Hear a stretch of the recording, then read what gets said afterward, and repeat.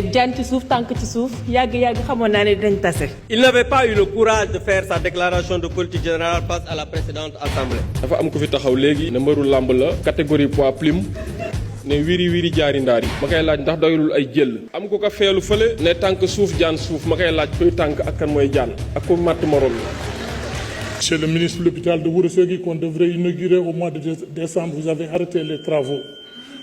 Merci beaucoup. Quand on parle pour une région et qu'on Merci donne beaucoup. 2 minutes, je trouve que c'est pas. Merci beaucoup. gis nañ fi sànq suñu benn collègue bu taxaw di kaas ci ñaari minutes ñu ko jox mu mel ni président assemblée nationale moom moo joxe temps yi. je pense que loolu ça ne s'est pas passé comme ça parce que chaque groupe parlementaire dañ ko répartir son temps de parole donc dans le groupe parlementaire de Takku Wallu su fekkee député yëpp dañu bëgg a wax effectivement ñaari minutes ngay mën a am. je pense que c'est malhonnête de faire croire à la population que ni c'est le président qui vous a donné ce temps de parole. Monsieur le Premier ministre maa ngi lay féliciter ci exposé bi nga def mais également sur ton brillant parcours politique. Sénégalais yëpp war nañ nangul ne am na lu la yàlla may ñu nangul la ko. Article 40 du règlement intérieur li ma bëgg a xam mooy que ni les chefs d'état-major des absentéistes muy Amadou Ba ak Cheikh Oumar Anne war nañ wax ci si ni ñu nekkee. mooy sa doomu ndey Barthélémy Toye Dias li nga bañoon ne ñu jël mairie bi ci moom en 2022 maa ngi lay yëgal ne ñoo ngi koy jël xaw ma ndax yëg nga ko ou pas donc maa ngi lay yëgal ndax yëgoo woon déguerpissement yi maa ngi lay yëgal aussi. Monsieur le Premier ministre, je voudrais tout au début de mon propos vous demander si vous pouvez nous expliquer la différence entre rapporter une loi d'amnistie et abroger une loi d'amnistie. benn question kese la am mooy est-ce que ba léegi yaa ngi gëm ne étrangers yi ils sont au nombre de 207 791 au Sénégal.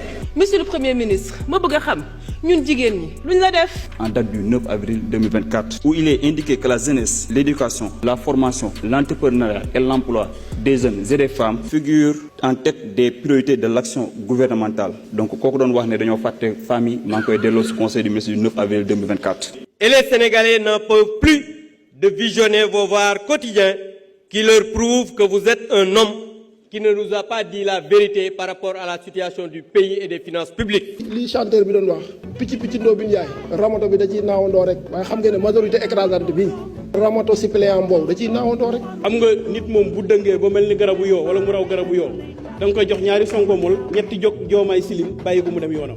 Nous avons constaté dans tous les documents de référence qu'il y a des pôles Kajoor, Bawol, Sine, Saloum, mais le Fouta a été exclu. Pourquoi la division du Fouta en deux parties? Monsieur le Premier ministre, Fouta feccetaaki, Fouta wambetaaki, Fouta nawortaaki, Fouta heɓat geɗal muɗum ha timma. kono monsieur le ministre peccowo adortaako hoore mum e feccere nde peccuɗa e laamu ma ko Casamance gardoriɗa a waɗi gouvernement ma min goyi dow min mbi min jiyani hen ministre ummade ganduɗa e diwan Fouta.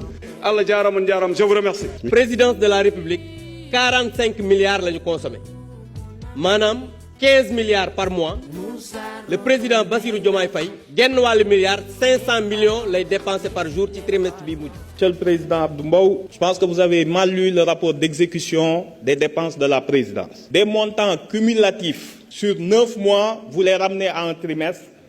De là, vous faites l'erreur fatale de convertir 15 milliards divisé par jour et ça vous donne 500 millions. Je vous rappelle que c'est sur 9 mois. Sénégalais nag foog naa ni dañ naan jommi amul heure. Dans la mare de la honte, seules les toutes petites souris arrivent à survivre. Sëñ Mbaye Jaxate doon wax na naan ku noot gaynde ak mëfër dàq ñay mu dem du soowoo ki bëy li ñu dal ci yow moo leen dal ci ñoom rek mooy dañ laa fan rek.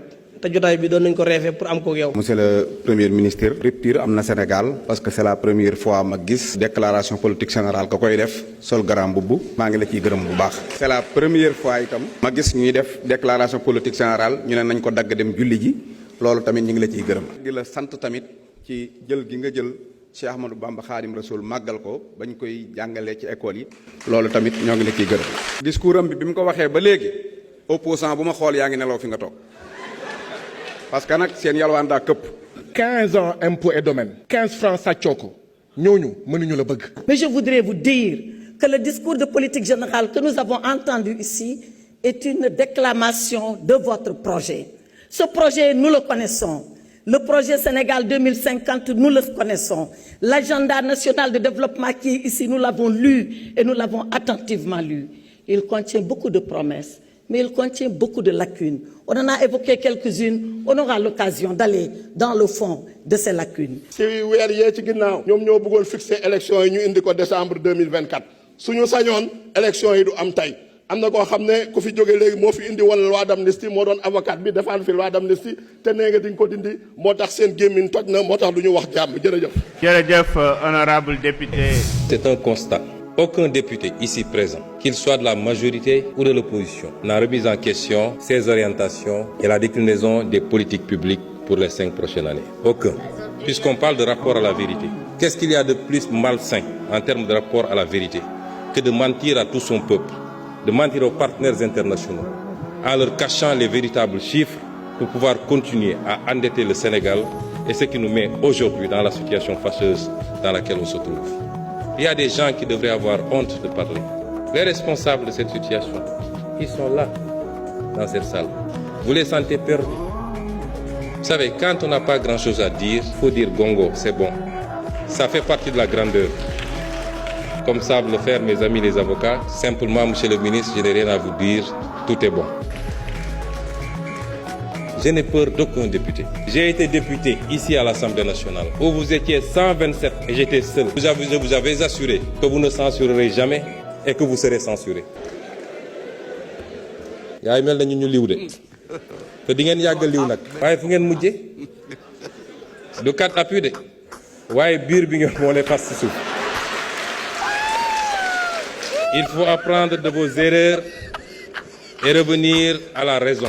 suñu gaz gii ñu am BP ne leen seet leen ñaata ngeen ci soxla ngeen wax ma ñu ne non ñun soxlawuñ ci dara duñ ko weddi ñun soxlawuñ ci dara dañuy xaar yaakaar teranga yaakaar ñoom seen lépp yaakaar la nañu bàyyi di politiquer région ak waaso fii ñun ñëpp fu tànke lañu nañu bàyyi wax yooyu amul njëriñ yooyu c'est des détails affaire pôle yi c'est de la désinformation il faut arrêter ça vous ne rendez pas service au Fouta le Fouta est partie intégrante du Sénégal Sénégal benn la Wolof séeréer Joola keneen ak kenn ñun ñëpp benn lañu. La question des femmes lu musuta am on a alloué 20% des intrants aux femmes agriculteurs. Madame le ministre créé na temps yële benn structure boo xam ne uniquement c'est pour l'encadrement des femmes et leur leadership. Madame Diack, honorable député, les femmes du Sénégal sont très conscientes. Vous avez été à 2 élections. Si les femmes avaient voté pour vous, vous serez présidente de la République. On m'a posé une question sur l'amnistie. La différence entre abroger et rapporter. On ne rapporte pas une loi. Là, il y a un autre terme beaucoup plus approprié. Mais rapporter n'efface pas totalement la loi, mais peut en changer un certain nombre d'aspects, soit en rajoutant ou en diminuant. N'est-ce pas, monsieur le ministre de la Justice? Je voudrais savoir, est-ce que lui, il a d'autres statistiques ak fan la ko jëlee? Parce que doone damaa dox rek gis étranger kon étranger yi de léegi 50% réew mi ñoom la. Mun nañ la utal rendez-vous nga dem ANSD. Mun naa la ko utal demain. Recensement bi mooy 5e recensement général de la population et de l'habitat. La méthode n'est peut-être pas complète parce que le système est déclaratif. Mais système boobu moo ñu jox ne ñun 18 millions lañu. Que ñun réewu ay tukkikat lañu. Su ma juumul yow monsieur Sarr mos ngaa émigré. te gis ngeen li xew barki démb réew mu mel ni Guinée ak Sierra Leone te lan moo ko andi mooy ñii jàpp nañ ni seeni waa réew dañ leen a néewal doole fële ñoom ñi jóg attaqué ñële dañu def attention dañu ne woon loi d'amnistie bi dañ koo négocier mu méngawul ak dëgg maa nga woon fa ma ne woon ci sama hôtel 5 étoiles bi Ayib Daffé ngi nii ne leen voter contre cette loi parce qu'on n'acceptera jamais une loi qui absout ay nit yoo xam ne la ñu def lu garaaw la ñu génn ne loi d'amnistie bi de toute façon voté nañ ko ba pare ça a bénéficié à Pastef waaw léegi Pastef la bénéficié woon Pastef bëggatul bëggul kon lan moo fi jaar tëbëg ñii naan kenn mënu ko abroger parce qu'il y a déedéet man nga doon may bëggatuma nañu génne loi d'amnistie bi ñun ñëpp ñu dem uyu ji nañu génne loi d'amnistie bi fi jar a ragal. Monsieur Mbow, vous aggravez votre cas kenn mënu laa sauver lii problème bi mooy doo wax loo xam wala loo maîtriser. Enfin, dernier amalgame yow